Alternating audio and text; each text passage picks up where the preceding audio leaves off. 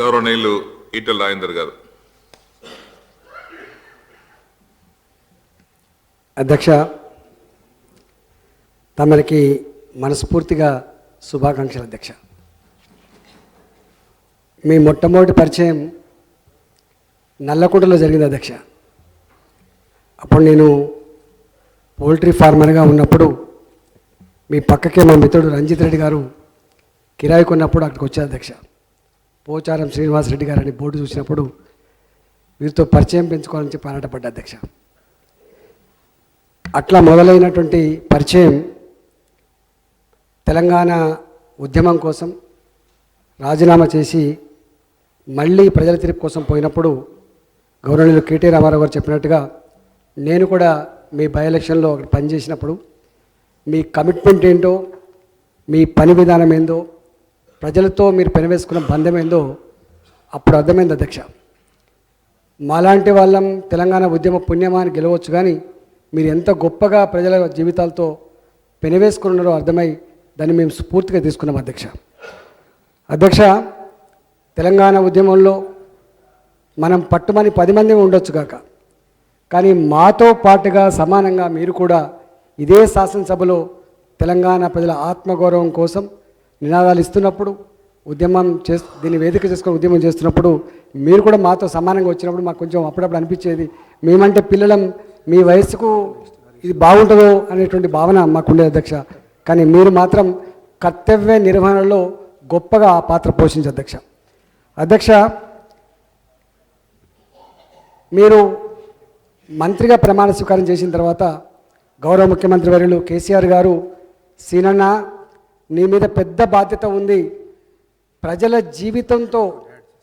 జీవితాలతో సంబంధం ఉన్న పోర్ట్ఫోలియో అనేది అని వారు చెప్పి, మీ శాఖ బాగుపడితేనే, మీ శాఖ గొప్పగా పనిచేస్తేనే తెలంగాణ పల్లెలు బాగుపడతాయి, తెలంగాణ పల్లెలు బాగుపడితేనే తెలంగాణ రాష్ట్రం గొప్పగా ఎదిగే ఆస్కారం ఉంటుందని చెప్పి మీకు తొలి సమావేశంలోనే గౌరవ ముఖ్యమంత్రి గారు చెప్పిన. అధ్యక్ష, చెప్పి రాజేంద్ర గారు కూడా ఉన్నారు మీతో పాటుగా, ఈ ఎనిమల్ హస్బెండరీ సంబంధించిన విషయంలో, ఫిషరీస్ సంబంధించిన విషయంలో వారిని కూడా తోడుకు తీసుకుపోమని చెప్పినప్పుడు మొట్టమొదటిసారిగా మీతో నాకున్న అతి ఎక్కువ గంటలు కలిపిన అనుబంధం, మీరు మేమిద్దరం కలిసి తెలంగాణ రాష్ట్రంలో ఇన్లాండ్ ఫిషరీస్ గొప్పగా డెవలప్ చేయాలని చెప్పి వారు ఆదేశిస్తే జార్ఖండ్కి పోయించాం. అధ్యక్ష, కలకత్తా పోయి. అధ్యక్ష, తెలంగాణ రాష్ట్రానికి మత్స్యకారుల జీవితాల్లో వెలుగు నింపేటువంటి మొట్టమొదటి ప్రయత్నంలో, మొట్టమొదటి పునాదిలో ఆ నిర్ణయాలలో మీరున్నారు. అధ్యక్ష, ఆ సందర్భంగా మీతో చాలా విషయాలు తెలుసుకున్నారు. అధ్యక్ష,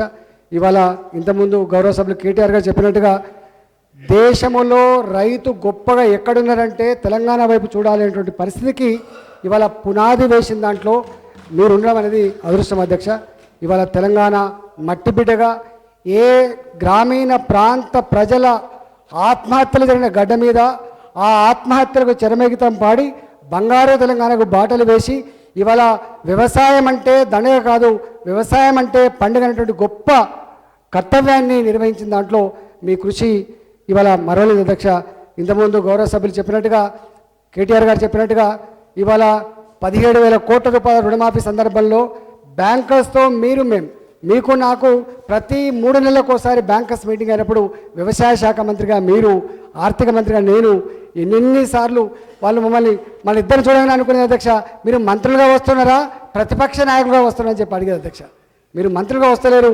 ప్రతిపక్షంగా వస్తున్నారు, మీరు వచ్చి మేము ఇచ్చే శాలో కప్పుకొని బొకే తీసుకొని పోవాలి తప్ప మీరు ప్రతిపక్షాలుగా మాట్లాడుతున్నారని చెప్పి అనేక సందర్భాలు చెప్పిన. అధ్యక్ష, ముక్కు సూటిగా మా రైతాంగానికి మీ బ్యాంకర్స్ సహకరించట్లేదని చెప్పి అనేక సార్లు అడిగినప్పుడు వాళ్ళే దారికి వచ్చి ఇక మీరు అడగకండి పోచారం గారు, మేము తప్పకుండా మీకు సహకరిస్తామని చెప్పి రైతాంగానికి రుణాలు ఇచ్చే విషయంలో సహకరించారు. అధ్యక్ష, అట్లా అనేక సందర్భాల్లో జరిగింది. అధ్యక్ష, ఇవాళ మీరు పండించిన పంట ఇదే సభలో ఇక్కడ నిలబడి మీరు ఒక సందర్భంలో అడిగితే మనిషి జీవితమే నా చుట్టూ అని చెప్పిన. అధ్యక్ష, నా శాఖ చాలా పెద్దది, నాకు ఎక్కువ టైం కావాలి, నేను ఎక్కువ మాట్లాడాలి, నేను మాట్లాడితేనే తెలంగాణకు లాభం జరిగే ఆస్కారం ఉందని చెప్పి మీరు అనేక సందర్భాలు మాట్లాడారు. అధ్యక్ష, ఇవాళ మీరు పండించిన పంట కొనే విషయంలో కూడా సివిల్ సప్లైస్ మంత్రిగా మేము కూడా బ్రహ్మాండంగా పర్చేజ్ చేసి ఎక్కడ రైతాంగానికి అంతకుముందు అధ్యక్ష వడ్లు కొనాలంటే ఎంత ఇబ్బంది ఉంటుందో మనకు తెలుసు అధ్యక్ష.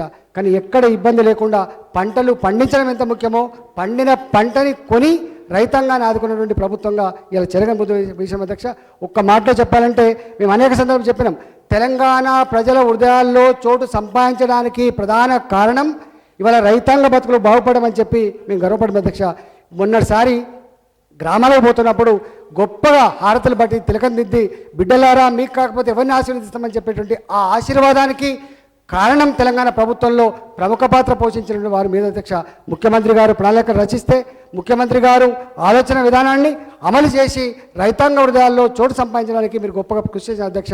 ఇవాళ 2వ శాసనసభకు మీరు స్పీకర్గా ఎన్నిక అధ్యక్ష.